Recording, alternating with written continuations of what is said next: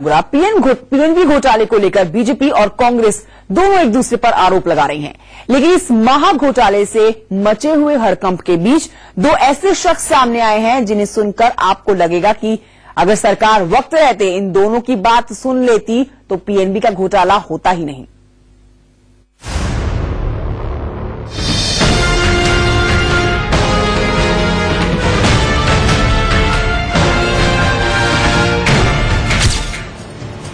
सबसे बड़े बैंक घोटाले की परतें खुलनी शुरू हुई तो एक के बाद एक चौंकाने वाले खुलासे सामने आ रहे हैं। ये है दिनेश दुबे, इलाहाबाद बैंक के पूर्व डायरेक्टर, जिनके नाम का जिक्र कर बीजेपी कांग्रेस पर आरोप लगाते हुए कह रही है कि ये महा घोटाला यूपीए राज में हुआ। लेकिन दिनेश दुबे क्या कह रहे हैं वो आप खुद सुन लीजिए।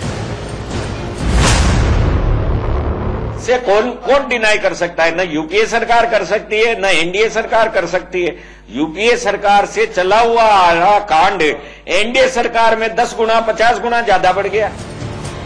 गीतांजलि ग्रुप को गलत तरीके से लोन देने के खिलाफ आवाज उठाने वाले इलाहाबाद बैंक के पूर्व डायरेक्टर दिनेश दुबे का दावा है कि ये घोटाला यूपीए सरकार के दौर से चला रहा है और एनडीए सरकार में कई गुना अधिक बढ़ गया। दिनेश दुबे का आरोप है कि उनकी एक नहीं सुनी गई और उल्टा उनके ऊपर ही दबाव बढ़ता चला गया। सरकार ने भी एक्शन नहीं लिया और आरबीआई ने भी एक्शन नहीं लिया। जो मैंने डिसेंट नोट दिया था उसको इग्नोर किया गया, उस पर कार्रवाई नहीं हुई, बल्कि मुझे प्रताड़ित किया गया और इस स्टेज पर लाया गया कि मैं रिजाइन कर दूं। मैंने रिजाइन कर दिया। दिनेश दुबे के मुताबिक इस घोटाले में बैंक अधिकारियों से लेकर बोर्ड सदस्यों तक सभी शामिल थे। वहीं पीएनबी घोटाले को लेकर खुलासा करने वाले एक और शख्स बेंगलुरु के हरिप्रसाद का दावा है कि उन्होंने पीएमओ को चिट्ठी लिखी थी जिसमें उन्होंने अधिकारियों को आगाह किया था कि ये मामला एक बड़े घोटाले की शक्ल ले सकता है, लेकिन वक्त रहते एक्शन नहीं लिया गया। I had complained to PMO in the year 2016 after having failed to get any response from any other organization such as Enforcement Directorate or CBI or SEBI or CIFO, Ministry of Corporate Affairs. सबको everybody I had written this letter. So when nobody responded to my complaints, ultimately I had written a letter to PMO requesting PMO to take necessary action to investigate, do the detailed investigation on this guy and his modus operandi.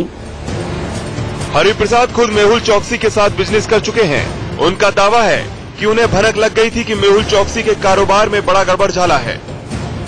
इधर PNB घोटाले में ED ने देश भर में करीब 35 जगहों पर छापेमारी की।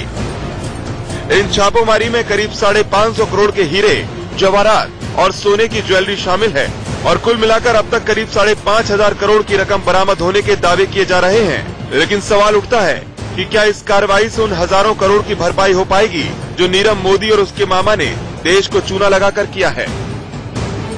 Bureau report, India news. आज पूरा देश इस नीरव मोदी के बारे में जानना चाहता है। आखिर ये कौन है और कैसे इतने बड़े घोटाले का ये मास्टरमाइंड है।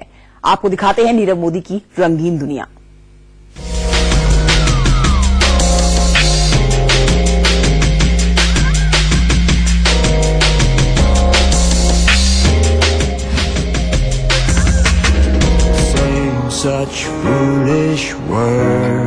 जिस नीरव मोदी के डायमंड ज्वेलरी का विज्ञापन प्रियंका चोपड़ा जैसी अभिनेत्री करती थी, जिस नीरव मोदी की ज्वेलरी की दीवानगी टाइटैनिक गर्ल केट विंसलेट जैसी अभिनेत्रियों के सिर चढ़कर बोलती थी, और जिस नीरव मोदी की पार्टियों में शिरकत करने के लिए बॉलीवुड से लेकर हॉलीवुड तक की हीरोइनें बेताब रहती थी, उस नीरव मोदी ने मुंबई के जिस डायमंड मार्केट से अपना कारोबार शुरू किया, आज हम आपको वहां ले चलते हैं। नीरव मोदी को लेकर सारी दुनिया में चर्चा है कि आखिर इतना बड़ा नटवरलाल अपना कारोबार वो कहां से शुरू किया था। जी हां, हम दुनिया के सबसे बड़े डायमंड मार्केट मुंबई के बीकेसी इलाके में हैं और ये बीकेसी का भारत डायमंड बोर्ड्स, जहां पर दुनिया के तमाम हीरा कारोबारी आकर अपना कारोबार करते हैं।